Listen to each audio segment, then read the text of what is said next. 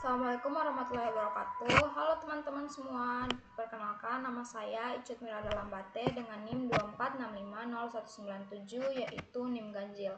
Sini saya akan menjelaskan hasil tugas Java saya. Pertama di slide 7. Slide 7 ini membahas metode overriding, yaitu ketika subclass menuliskan kembali metode yang ada pada parent class dengan nama yang sama, parameter yang sama namun isi metode yang berbeda. Pada program di sini pertama ada public class hewan adalah parent class dengan metode suara. Kucing adalah subclass yang mengoverride metode suara menggunakan anotasi override.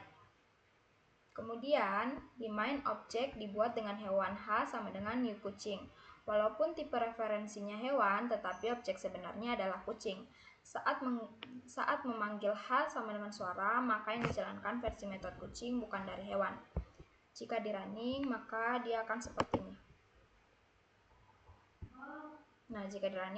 seperti ini. Kesimpulan pada slide 7 ini, overriding memberikan kemampuan kepada subclass untuk membuat implementasi spesifik sesuai kebutuhan. Kemudian lanjut pada slide 9. Nah, pada slide 9 ini, dia menjelaskan dynamic polymorphism, yaitu kemampuan variabel bertipe parent class menyimpan objek dari subclass. Yang pertama ada di sini kelas hewan, di mana hewan H sama dengan new sapi adalah contoh deklarasi polymorphism. Saat memanggil H titik suara, maka metode yang dijalankan adalah metode milik objek sapi. Kemudian Java menentukan metode mana yang digunakan saat runtime, bukan saat dikompil. Sebentar guys.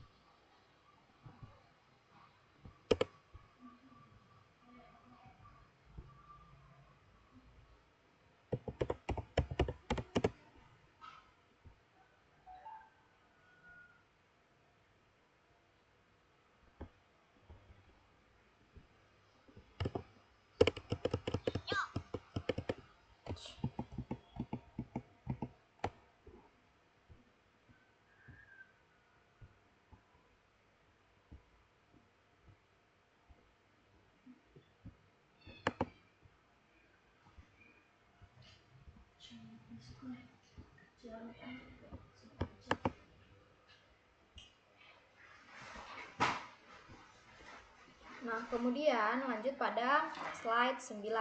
Nah, pada slide 9 ini dia menjelaskan tentang dynamic polymorphism, yaitu kemampuan variabel yang bertipe parent class menyimpan objek dari subclass. Misalnya, hewan H sama dengan new sapi adalah contoh deklarasi polymorphism.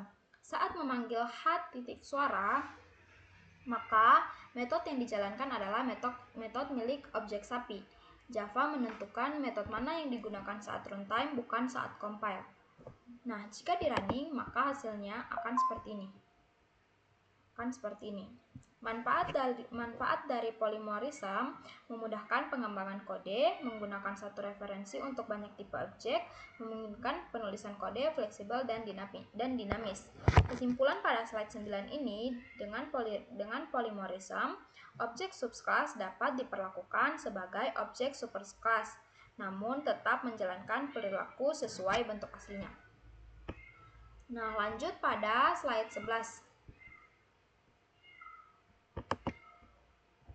Nah, pada slide 11 ini menjelaskan tentang casting objek, yaitu teknik untuk mengubah tipe referensi objek agar dapat mengakses metode tertentu.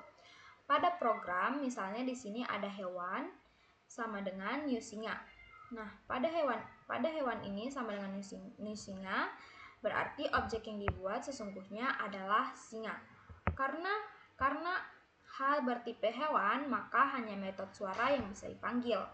Untuk mengakses metode tambahan subclass atau info singa, diperlukan casting sesuai codingan ini. Nah, peringatan penting, jika melakukan casting objek ke kelas yang bukan asalnya, maka akan menghasilkan error. Jika di running, maka hasilnya akan seperti ini. Nah, kesimpulan pada slide 11 ini, casting digunakan untuk mengakses fitur tambahan subclass, namun harus sesuai jenis objek aslinya. Kemudian lanjut pada slide 13. Nah, pada slide 13 ini dia menjelaskan tentang abstrak class, yaitu kelas yang tidak dapat dibuat objeknya dan biasanya digunakan sebagai dasar bagi subclass lain. Ciri utama abstrak class, dia menggunakan keyword abstrak, kemudian dapat berisi abstrak method, kemudian subclass wajib mengoverride metode tersebut. Manfaat abstrak class antara lain membuat template dasar untuk subclass, mengatur struktur program lebih rapi dan konsisten.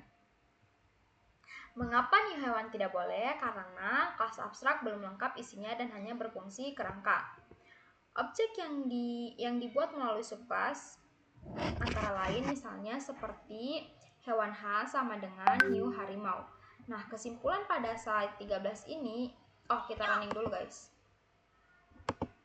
Nah, jika di running, maka hasilnya akan seperti ini. Kesimpulan pada slide 13 ini, abstrak kelas menjadi dasar dalam pembentukan kelas lain dan memaksa subkelas mengikuti pola metode tertentu.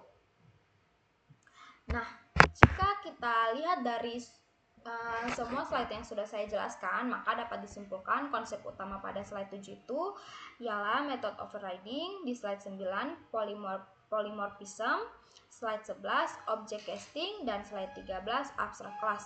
Nah, mungkin itu saja dari saya tentang penjelasan tugas saya kali ini. Lebih dan kurangnya mohon dimaafkan. Wabillahi taufiq wal hidayah. Wassalamualaikum warahmatullahi wabarakatuh. Terima kasih. Bye bye teman-teman semua.